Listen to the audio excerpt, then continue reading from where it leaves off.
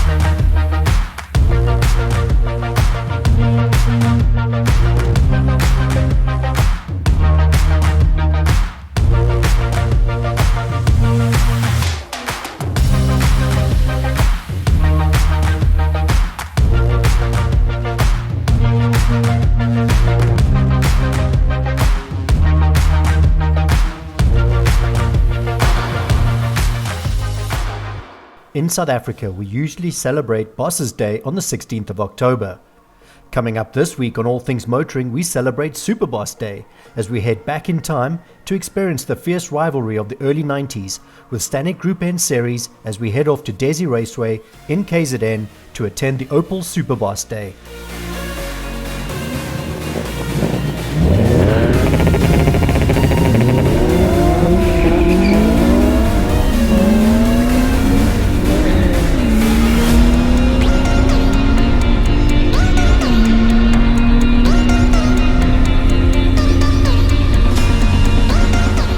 Whenever you see me in a motorsport shirt, you know I'm somewhere special. And today, Gugu, we really are somewhere special. Dezzi Raceway in Port Shepstone. How do you describe this place?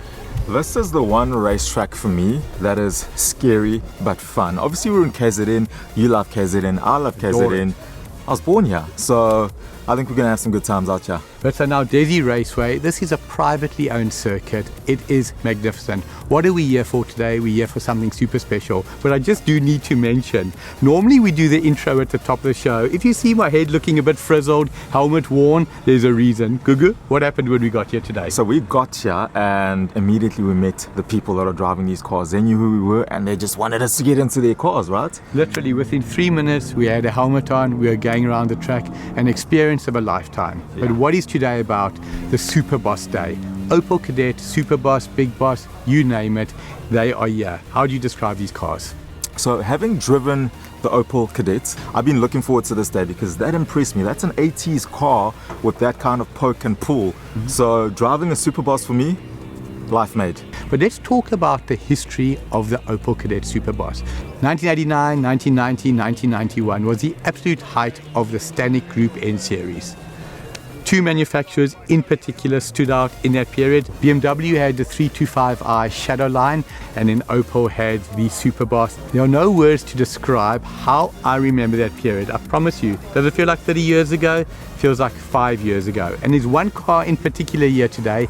Mike Briggs, you're in Australia, but you don't know it. You are my hero and I'm about to tell you why.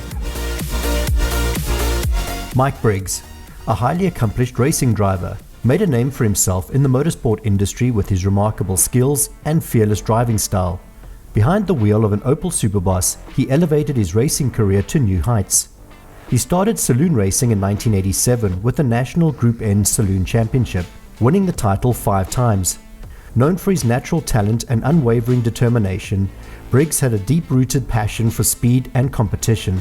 He honed his skills over the years, pushing the limits of his abilities on various racetracks around the world. His dedication and commitment to the sport earned him numerous victories and a reputation as one of the best drivers in the business.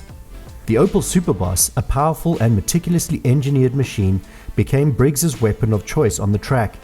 With its modified 2-litre 16-valve engine, the car delivered unrivaled performance and acceleration. Its advanced aerodynamics and suspension system provided optimal stability and control, allowing Briggs to maneuver through the corners with precision and finesse. Briggs's partnership with Opel was a match made in heaven. The Superboss perfectly complemented his aggressive driving style. Their synergy and relentless pursuit of excellence made them an unbeatable combination. Let's get in there and chat to some people, and maybe we can go for a drive again. Maybe. Speak for Really? yourself. I'm definitely going for some more drives today. So at the top of the show I mentioned, within 3 minutes of arriving at Dezzi Raceway, I run into an old friend, Ollie Broom, been on the show before. You convert the most beautiful VWs. Trust me, if you want a VW, original 1970s, 1980s, 1960s, 1990s, he'll do it for you. Ollie, as I get here, straight onto the track, tell our viewers what you took me out in, because I'm still shaking. Well, I sort of saw the look on your face when you walked up to the car. I've got the 1991 325 IS that raced in Stannic Group N, and that was the most iconic car that's ever, it's a legend in South Africa. This car was piloted by Tony Viana, and then Sean van der Linde, who was a development driver in 1992, took over the car in 93. I pretty much found the car in Zim, did a full rebuild on it. Amazing. And that's the car I took you in. But Ollie, now this year, this was a BMW factory car. The BMW factory in South Africa was supporting the racing program, am I correct? 100%. So what they did is they had the normal 325. I had a 325, 1988 MWP 306T. I don't remember my current car's number plate, I remember that car's number plate. Well, I rode to my dad's Evo 2, racing an XR8 in the rain, PBB 523T. Amazing. Silver one. BMW was having a hard time against the Opel GSR 16 valves. So what they did is they developed their own South African version M3. And they went to Alpina, they sourced an Alpina 2.7 motor. Amazing. They used the M3 5-stud suspension, and they fitted it into the E30 two-door, and that became the IS 325 IS. They made two versions, an Evo 1, 145 kilowatt. Let's see if I remember. And the second one was 155 kilowatt, am I right? 100%. So the reason I remember it, my vehicle in 1991 was a 1988 325i, 125 kilowatts. But the difference between 125 and 145 is huge. But what is amazing is 145 wasn't enough. Why did they go up to 10 kilowatts? Well, the Superbosses were just so fast that they were lighter, they had so much torque. And in those days, they held the record up until about 5 years ago. Power to weight, they made the most power. For sure. So the BMs had a real hard time staying up with them when the Opels were piloted by Mark Briggs, Graham McCleary, John Craig, all the top guys. Was Chris Aberdeen also involved in that at the time? He was racing a VW Golf 16 He's Golf. doing the VW Golf. So then BMW thought, sure, what are we going to do now? So they took a 535 intake and airflow meter, and they put a different cam that was more mid-range torque, and then they started to run away from the Opels. So on the circuits, that is what you need. Obviously, you need the top end, but in the corners, it's at mid-range torque. Taking me around the track today, I have never in my life, and I just come from Dubai in the dunes, felt more exhilarated than being in the car with you, Ollie. It's rear-wheel drive. Anybody who's ever driven a rear-wheel drive car on a circuit will know. Massive oversteer, front-wheel drive car, the exact opposite, washes away from you, massive understeer. I say to Ollie, how close are we from the rear coming round? What did you say to me? We were on the limit. On the limit, 1%. The rear was just under braking. Coming up the hill at the bottom, you could feel when I was gearing down, the back was jumping out a bit, and one or two corners we were four-wheel drifting down at the bottom of the mine shaft. But it's just that their car is so neutral, it's just so well set up. You know, Tony Viana and the BMW They team, knew a thing or two about setting up they a car. were brilliant, and that's why their car just handled and does so well. Ollie, we're in your part of the world. Last time we did an interview, you were in my part at Swartkorps. Tell us about the South Coast, the circuit. What does this mean to the local community, Dezzi Raceway? Well, first of all, we're in the middle of winter. Look at the sun, look at the heat. We're in the middle of winter, guys. We've got a beautiful ocean just in front of us here. The atmosphere is great. We've got a lot of guys that come from Durban, so basically every 3 to 4 weeks we have a meeting here with the KZN road racing, and we have nice fields. We have in the modifieds and super modifieds up to 30 cars, the historics up to 25 cars. Amazing. And we've got sports and GT, so it's a lovely track. It's a very technical track. As you felt, there's some nice corners, high speed, low speed, and off camber. So it's a lovely track. They've got a side profile. I hope they can see the smile. When you're talking about the nice corners, absolutely magnificent. One kind request. Lovely interview, lovely first time out. What's my kind request? Do you want to go for another spin? Lovely chatting to you, Ali. Great Thank stuff. you so much. Nice speaking Thank to you as well. Stay tuned. After the break, we chat to some Superboss enthusiasts, as well as Stannic Group N racing legends. Sí, vamos, llévalo, llévalo. ¡Ey, vamos! ¡Ey! ¡Ey! ¡Ey! ¡Ey! ¡Ey! ¡Ey! ¡Ey! ¡Ey!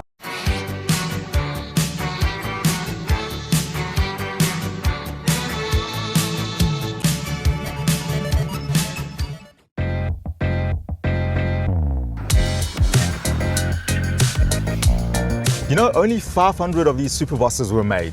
Correct. So being amongst these cars for me is just amazing. And that saddens me because I'm not amongst these cars. We're walking amongst them, but I don't have one. 500 of these magnificent machines. I always rated these cars, but after seeing them today, I rate them even more. So Gugu, we're walking amongst them now. We're walking amongst them now, and this is sort of the display. I want to see them go. These are actual cars that won races, won championships in that series. These aren't people's private cars that they've modified to look like Stannic Group N cars. These are physical Stannic Group N cars. Around us, they're about to get ready. I think we should get off the track and let the real boys do the real thing. Let's go.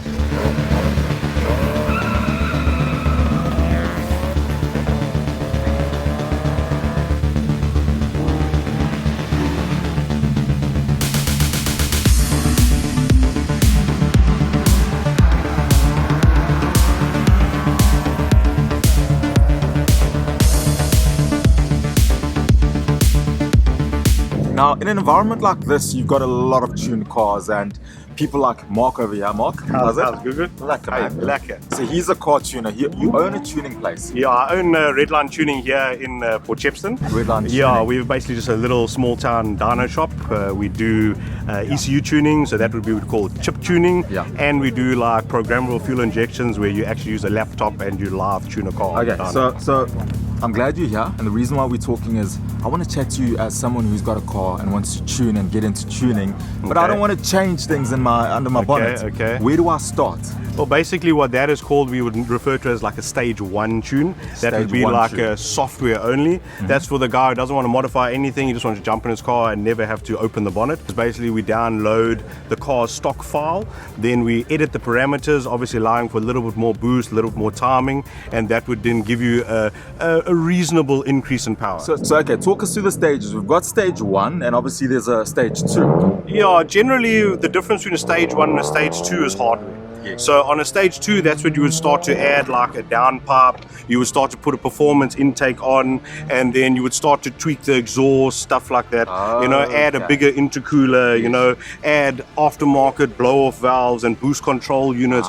Then you're going up in the stages. So it's hardware. Stage That's 2. hardware. That's the difference. Okay. So that would be all the bolt-ons, as they call it. Yes. So on a stage 3 car, that would be now what we would call a fully modified car. Okay. So that means the engine has been opened, it's got high-performance pistons, rods, stud kits, etc. inside the motor. That's a lot of money, I assume. Yes, and then they You're put really through the spending heads, money. they add high-rev kits on the valve train, titanium valves, performance camshafts. There's a lot of engine mods that they then do, and then they would do things like if it was a 2 liter, make it a 2.1 or a 2.2. You know, so then it becomes now a custom turbo, completely custom intercooler pipes and stuff like that. Much bigger exhaust pipes. That would be a car that you would see like on a hill climb. That's only designed for peak power, high performance all the time. It's not a car that you would usually be driven in the street. Thank you so much for your time. 100%. Thanks so much, Hugo. It's really been a pleasure. Influencer. Yeah, you know, we try.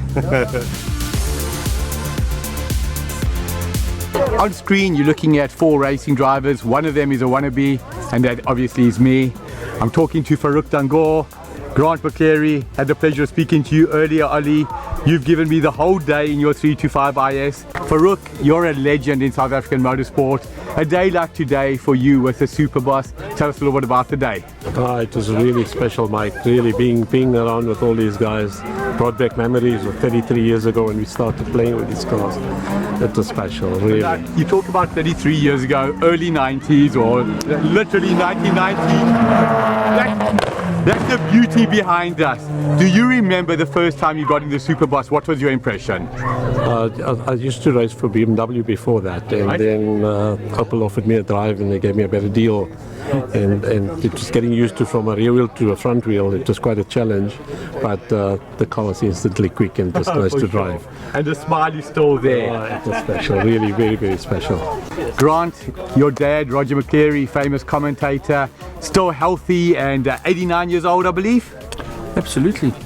Turning 89, fantastic, and was very privileged to come from a family like that. And if it wasn't for my dad, I don't know what industry I would have gone into. For our viewers on screen, you're looking at a picture of Grant McCleary, roughly 1990, long hair, alongside Mike Briggs, Roddy Turner.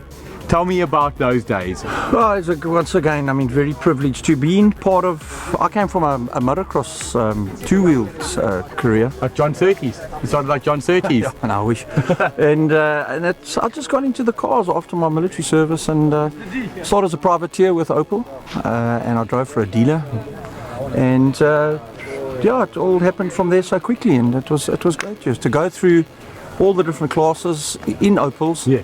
And to end my Group N career in the Superbosses was just incredible. I mean, to be, as I say, very privileged to be in a factory driver. Sure.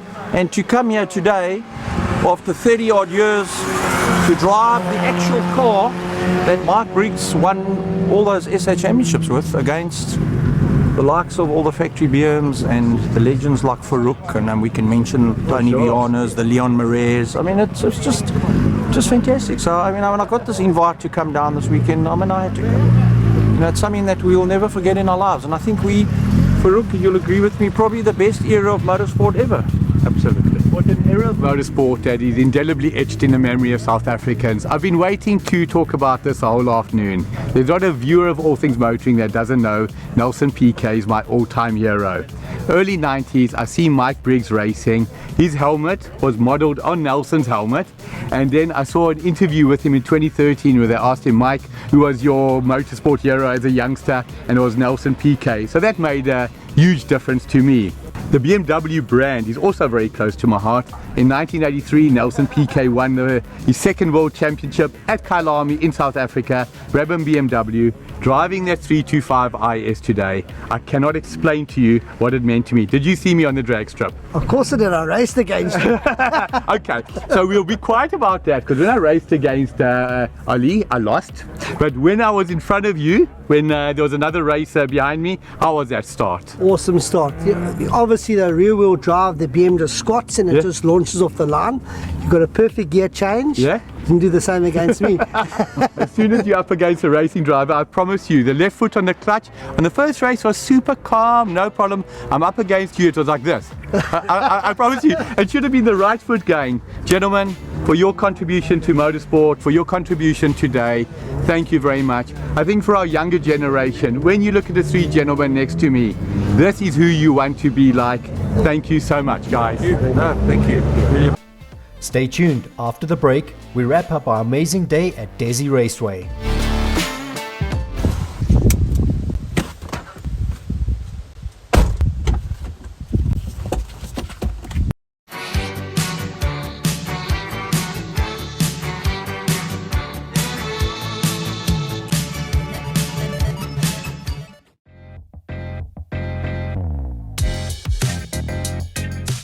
We've driven Keegan's car and it's been phenomenal, but there's one man behind the tuning and getting it where it is. Nico, I hear you're the man who got it to what it is with the pops and the bangs and the acceleration. So I was chatting to someone earlier on, and he was telling me about stage 1 and stage 2 and stage 3. Yeah. Well, obviously I knew it was tuning before, but I didn't know exactly what that was. Now that I understand what that is, Which stage is that cadet on? What have you done? Stage 1, 2 or 3? I think all the stages. All the stages. That's why it goes so fast. What's pretty cool as well is we're running a drive-by-wire Lexus V8 82mm throttle body, and that an old car like that, drive-by-wire. Like that, yeah. So that allows us to do things like flat foot shifting, rev match. So just like for anyone watching, flat foot shifting, I drove the car, and what he means by that is you literally keep your foot mashed on the accelerator, clutch, change gear with the right foot down, and you keep going. Yeah. It's so counterintuitive, but it works. But it works. It takes a little bit of getting used to, but it does work. It does work, yeah. And that's also where you hear those nice those pops and the bangs. Pops and bangs coming from the flat foot shift, yeah. Right, so if you want to get your car sorted out, get it tuned, you've got a Cadet or a Superboss or anything else, right? We do mostly Toyota Supras, Nissan 2JZ, Skylines, 2J, 1J, 1J, yeah. Those kind of things. Muller Performance are the people to talk to. But we obviously do Opels in that as well, so yeah, all kinds. Anything with a motor. Anything with an engine. Pull Nico over there, Nico. Cheers. Thank you.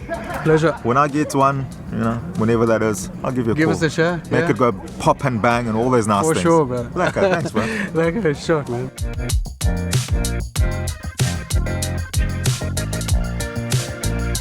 A day like today doesn't just happen by accident. We don't just arrive here, we get invited. And the reason we were invited, Keegan, thank you for the reach out to us. Been an exceptional day. What goes into a day like this today from the organizer's point of view?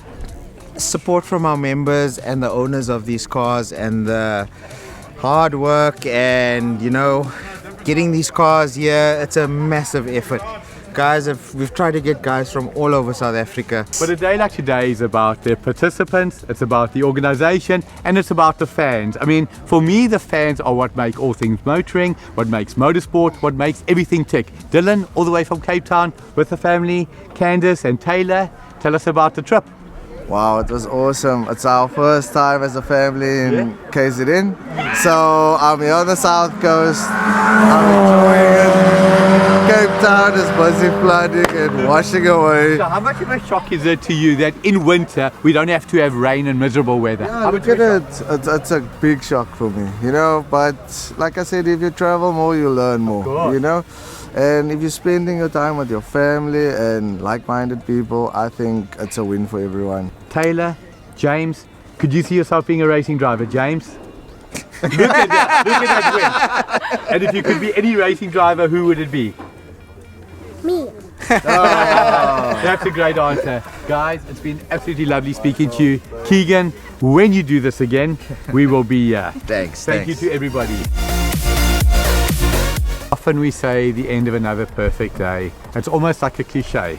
Is it the end of another perfect day? It has been an insane day. Have you had fun? I've had the most fun I can honestly say ever on the show. And we always have fun. Going around the track in the car, in a racing car. First as a passenger, then driving it myself. It was just insane. What was the highlight of the day for you? It has to be going around the track in that Superboss. I mean, like I said to you, the Superboss has been a car I've been looking forward to driving for a while now. So getting to drive that kind of car on the track for me, done. So when you look at the badge of a car, an M3, fantastic, GTI, fantastic. What does it tell you? What does Superboss tell you? Self-explanatory. Absolutely. It is the boss. That car is a big boss and it's a Superboss. It is an absolute privilege and a pleasure to put a show like this together. To KZN, look forward to seeing you again. To the fans, we say thank you. To the organizers, we say thank you for the invite. Is that a wrap? To me, what do you say? It's my hometown. Is that a wrap? It is a wrap.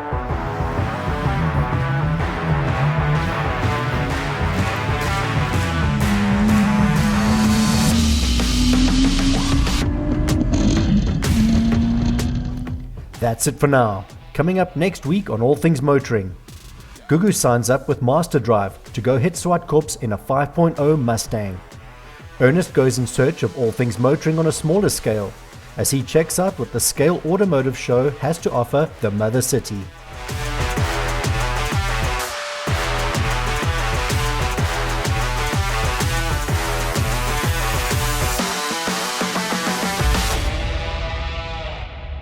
The All Things Motoring team now has a brand new podcast. If you're looking to know more about car finance, insurance, or servicing, or if you're deciding whether to keep it or change cars, you'll find all the advice you need. Available now on YouTube or wherever you get your podcasts. And we have just driven the most magnificent cars. But before we tell people what we've just driven, let's tell them. In fact, I know we don't even need this one. What do you think? No, we don't. We don't need that. First two are perfect. First two are perfect. Which already sounds like a mafia. Hey, boss, I'm the big boss, you know? But no, boss, I'm the super boss. Awesome. Let's get in there and chat to some people, and maybe we can go for a drive again. Maybe. Speak for Really? yourself. I'm definitely going for some more drives today. Now you must. No. How do I start this? Today it's being driven by Grant McCleary, whose father is a famous commentator, Roger McCleary. Very excited. You know how everything works in a car, eh? Okay, but if you have any problems, Google and myself are here. Well, please. All Things Motoring is owned and brought to you by CHANGECARS, the platform buyers trust with good reason. CHANGECARS works exclusively with the best manufacturer-approved dealerships. There's no safer online vehicle platform in South Africa.